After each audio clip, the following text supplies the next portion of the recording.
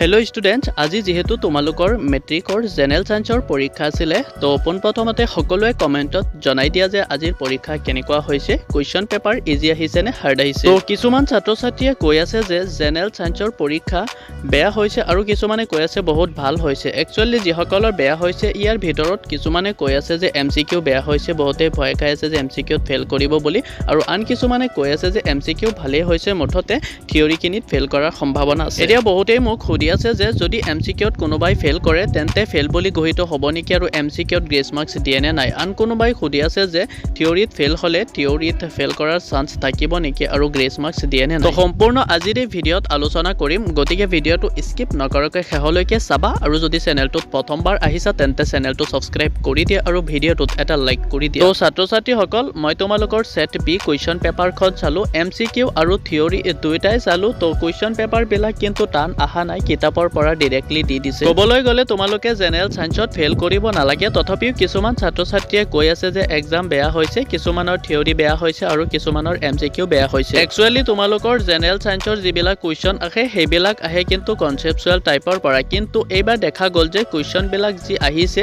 MCQ আৰু theory দুয়োটাই কিন্তু বহুত ইজি আহিছে আৰু ডিৰেক্টলি তোমালোকৰ অনুশীলনীৰ পৰা আৰু পাঠভিত্তিকৰ পৰা দি দিছে। তো ছাত্ৰ ছাত্ৰীসকল, এইবাৰ দেখোন তোমালোকৰ মেট্ৰিকৰ ইংৰাজী প্ৰশ্ন কাকতখনৰ বাহিৰে বাকী কেইটা প্ৰশ্ন কাকত বহুত ইজি হৈ আছে। জাষ্ট তোমালোকৰ ইংৰাজীৰ প্ৰশ্ন কাকত বহুত হাৰ্ড আহিছে, তথাপিও ছাত্ৰ ছাত্ৰীসকলৰ মনত MCQ আৰু থিয়ৰি এই দুটা বস্তু লৈ পেলাই বহুত খেলি মেলি, আৰু ছাত্ৰ ছাত্ৰীসকলৰ মনত এটাই প্ৰশ্ন যে থিয়ৰি আৰু MCQ দুয়োটাতে এক্সট্ৰাকে পাছ কৰিব লাগিব নেকি, কিয়নো সকলোবিলাক কুৱেশ্যন পেপাৰৰ ওপৰত দিয়া আছে 90ৰ ভিতৰত 27 পালেই পাছ। তোমালোকে নিশ্চয় জানা যে এইবাৰ মেট্ৰিক পৰীক্ষা অকণমান বেলেগ নিয়মত, নতুন নিয়মত হৈ আছে। ABCD চিৰিজ আহিছে আৰু MCQ আৰু থিয়ৰি দুয়োটাত এক্সট্ৰাকে পাছ কৰিব লাগিব বুলি ঘোষণা কৰিছে। এতিয়া ছাত্ৰ ছাত্ৰীসকলে এটা কথাই জানিব বিচাৰিছে যে MCQ আৰু থিয়ৰি দুয়োটাতে এক্সট্ৰাকে পাছ কৰিব লাগিব নেকি, যিহেতু কুৱেশ্যন পেপাৰত সকলোকেইটা কুৱেশ্যন পেপাৰত দিয়া আছে 90ৰ ভিতৰত 27 পালেই। একচুৱেলি তোমালোকৰ কুৱেশ্যন পেপাৰত এনেকুৱা নিয়ম নাই যে MCQ আৰু থিয়ৰি দুয়োটাতে এক্সট্ৰাকে পাছ কৰিব লাগিব,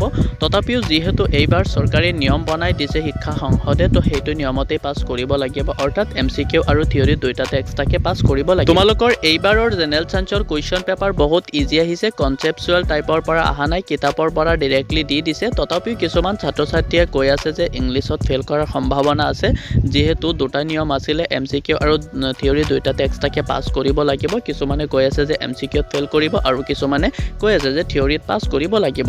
আৰু ছাত্ৰ ছাত্ৰীসকলৰ মনত মষ্ট কুৱেশ্যনটো হ'ল যে গ্ৰেছ মাৰ্কছ দিবনে নাই। তো ছাত্ৰ ছাত্ৰীসকল, এটা কথা তোমালোকে ভালকৈ জানি লোৱা যে তোমালোকক সকলো ছাবজেক্টতে গ্ৰেছ মাৰ্কছ দিয়া হ'ব, সকলো মানে গোটেইকেইটা ছাবজেক্টত নহয়। তোমালোকে যদি এটা বা দুটা ছাবজেক্টত কম নম্বৰ পাইছা বা অলপ মাৰ্কছৰ কাৰণে ফেইল কৰিবা, তো সেইকেইটা ছাবজেক্টত দি দিব। তো বিজ্ঞানতো কিন্তু গ্ৰেছ মাৰ্কছ দিব। এতিয়া কথাটো হ'ল যে তোমালোকক MCQত গ্ৰেছ মাৰ্কছ দিবনে নাই। একচুৱেলি MCQত গ্ৰেছ মাৰ্কছ দিয়াৰ কোনো নিয়ম নাই, তোমালোকে যদি কম মাৰ্কছ পোৱা তেন্তে থিয়ৰিত দিব পাৰে।